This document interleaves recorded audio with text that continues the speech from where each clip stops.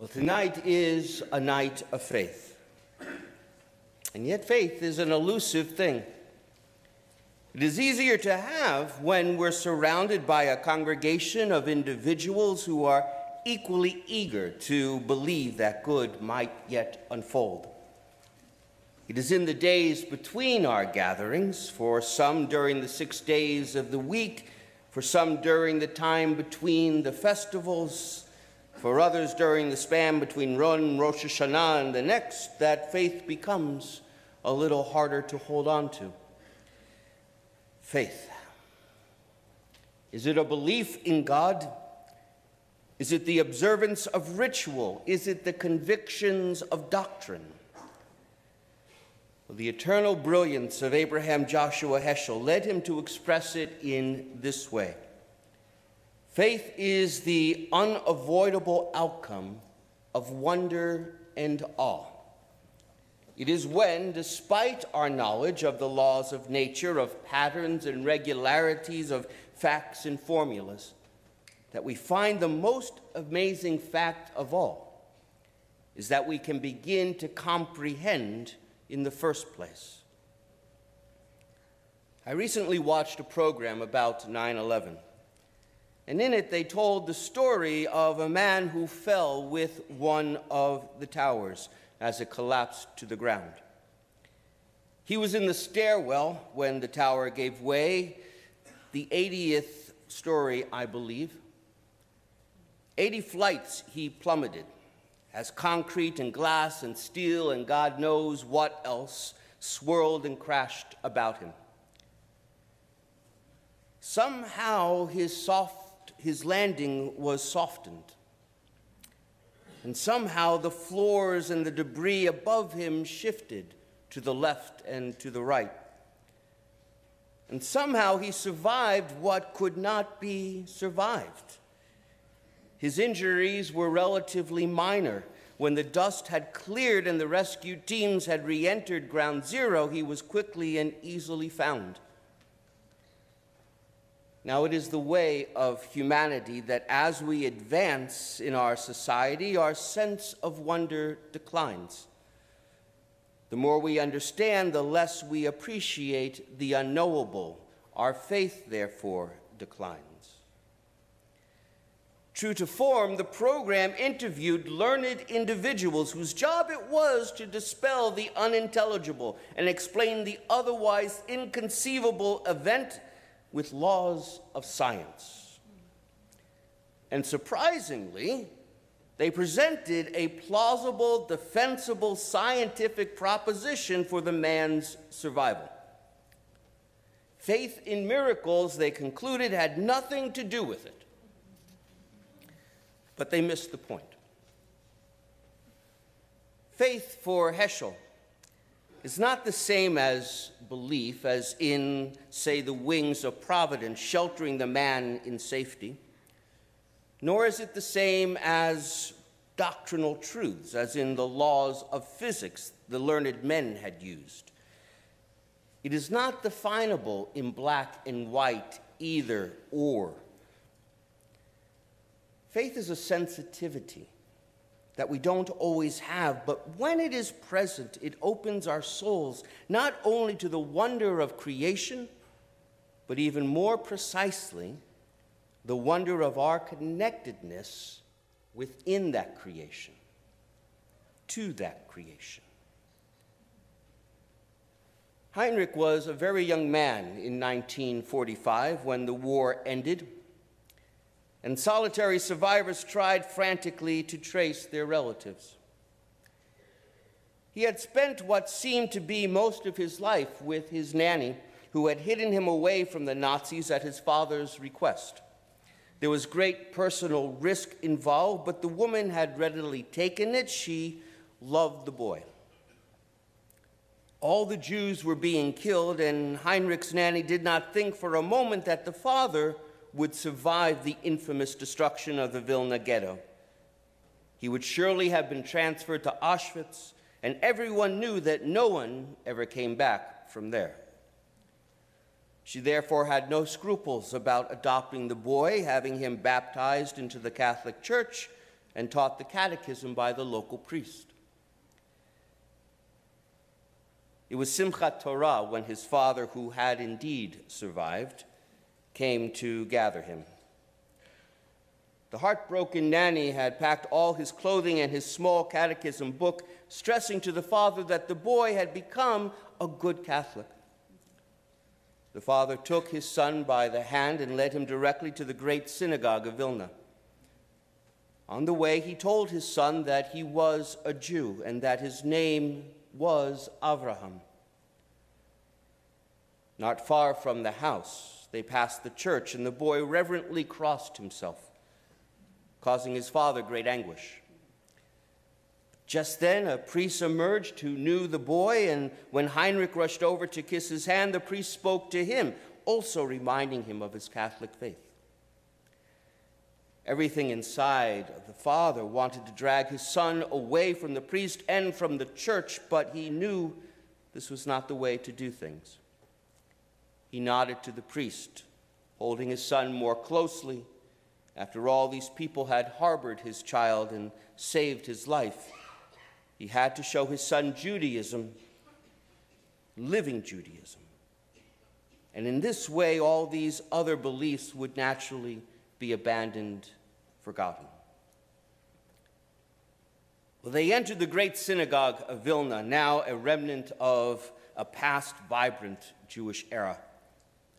There they found some Jewish survivors from Auschwitz who had made their way back to Vilna too and were now rebuilding their lives and their Jewish spirits.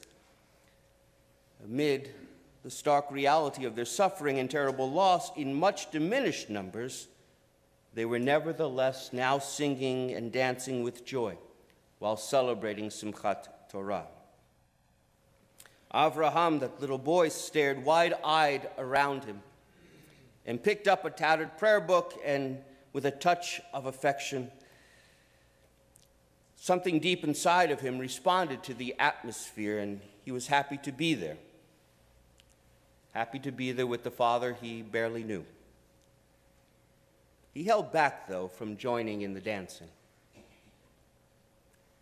A Jewish man wearing a Soviet army uniform could not take his eyes off the boy, and he came over to the father. "Is this child Jewish?"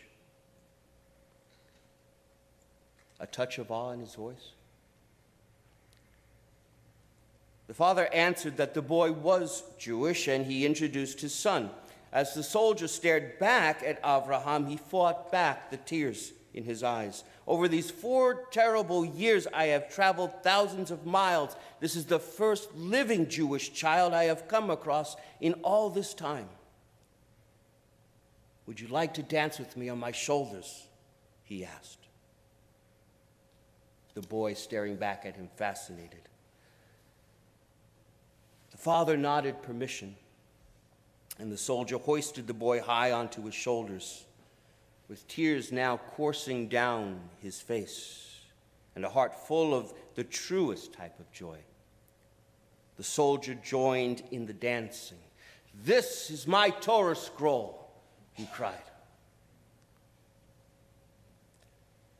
Despite every evidence to the contrary, here was a moment of revelation for him. Torah for him. Judaism was indeed alive, not in the ragged remnant of a generation that would, in short course, succumb to wound and time, but here in this sapling that rose from the ash, an undeniable part of the self-healing, connected nature of the universe. To be fair, this soldier's moment of faith was predicated by an extraordinary course of events. We ourselves tend to identify our most faithful moments with poignant times, communal gatherings, the birth of children, of crisscrossing threads of history, of grand and sometimes terrible acts of nature, moments of extraordinary quality. But these moments, like gathering at shul for Shabbat or festivals or high holy days, are only way stations in time. Doctrine and belief and ritual and deed are for the moments between the revelations of wonder. They are the tools that our community has evolved to return us to a place where we might once again glimpse the splendor around us and of ourselves. But without them is awe and wonder, and therefore faith, beyond our reach. Well, the true light of faith comes from within us. Marvels of nature can provide inspiration, cause us to direct our attention toward spiritual truths, but the ultimate miracle is not the show or abrogation of nature, but rather the transformation of the natural into the godly. Rabbi Leo Beck had taught, to seek God is to strive for the good. To find God is to do good. And faith, therefore, and most importantly, is a response to God. And God, I would add, the representation of all that we can and cannot comprehend, yet with assurance we must know exists. Back in the day of the corner drugstore, and I was around for that time, a little girl went to her bedroom and pulled a glass jar from its hiding place in the closet. She poured the change out on the floor and she counted it carefully. The total had to be exactly perfect, no room for mistakes. And carefully placing the coins back in the jar and twisting on the cap, she slipped out the back door and she made her way the 6 blocks to the pharmacy. She waited patiently for the pharmacist to give her some attention, but he was fairly busy in conversation, so the girl twisted her feet and made a scuffing noise. Nothing. She cleared her throat with as much a noise as she could possibly muster, and still no good. So finally, she took a quarter from her jar and she banged it on the glass counter, and that did it. "What do you want?" the pharmacist asked in an annoyed tone of voice. "I'm talking here with my brother, whom I haven't seen in ages." He continued talking, didn't even wait for a reply. "Well, I want to talk to you about my brother," she answered back in the same annoyed tone. "He's really, really sick, and I want to buy a miracle." "I beg your pardon?" "His name is Andrew, and he has something bad growing inside his head, and my dad says only a miracle can save him now, so how much for a miracle?" "We don't sell miracles here, little one. I'm sorry, but I can't help you." His tone softening a little. "Listen, I've got the money to pay for it, and if it isn't enough, I will get the rest. Just tell me how much it costs." Now, the pharmacist's brother, who he was talking to, was a well-dressed man, and he stooped down and he asked the girl, "What kind of miracle does your brother need?" "I don't know," she replied with her eyes welling up. "I just know he's really sick, and Mom says he needs an operation, but my dad can't pay for it, so I want to use my money." "And how much do you have?" asked the man who was dressed up fine. $1.11, she answered. "And that's all the money I have, but I can get more if I need to." "Well, what a coincidence," smiled the man. $1.11, the exact price of a miracle for little brothers. He took her money in one hand, and with the other hand he grasped her mitten, and he said, "Take me to where you live. I want to see your brother. I want to meet your parents. Let's see if I have the miracle you need." As it turned out, the man, the brother of the pharmacist, was a neurosurgeon. And as you can guess, he completed the operation. It went without charge, and it wasn't long until Andrew was home again and doing well. The parents were happily talking about the chain of events that had led them to that place. "That surgery," the girl's mom whispered, "that was a real miracle. I wonder how much it would have cost." Well, the girl smiled because she knew exactly how much a miracle cost. $1.11 to be exact, plus the faith of a little child. The miracle is not the suspension of natural law, but the operation of a higher law. When the towers fell, wherein was the stuff of faith? Did any of us who watched the terrible event unfold on TV truly believe that anyone was going to survive? But faith was all about that day. In the hearts of those who before the collapse assisted those in danger, who remained behind to help others, strangers. It was in the hearts of those who raced back in amid the burning rubble, regardless of any reasonable expectation of finding survivors. Whether they were religious or weren't, whether they were Jewish or Christian, whether they were Sikh or Muslim, it didn't matter. It wasn't the point. In the moment, they were connected to something greater than themselves, and faith was the result. Faith compelled them forward. So too for the little girl and for the doctor. The miracle was not the operation's success or that the doctor and the girl should meet at just the right time and place. It was that a little girl was connected by love and understood her role in that moment could be nothing other than her response. It was the understanding of the doctor of his own connection to humanity and all of human history that preceded him to make it possible for him to respond as he did. Each one of these individuals, from New York to this pharmacy, each perceived their moment in time in relation to their world. The parameters of their faith may have been different, but they all shared one thing in common. From connection had sprung faith, and from faith had sprung hope. We live in a time of fear and pain. It is prevalent. There is no news story of hope and goodness on the TV. Fear, faith, terrorism. It is such for people in our world, for people in our nation, and even here for people within our temple family. Hope and faith seem very hard to find.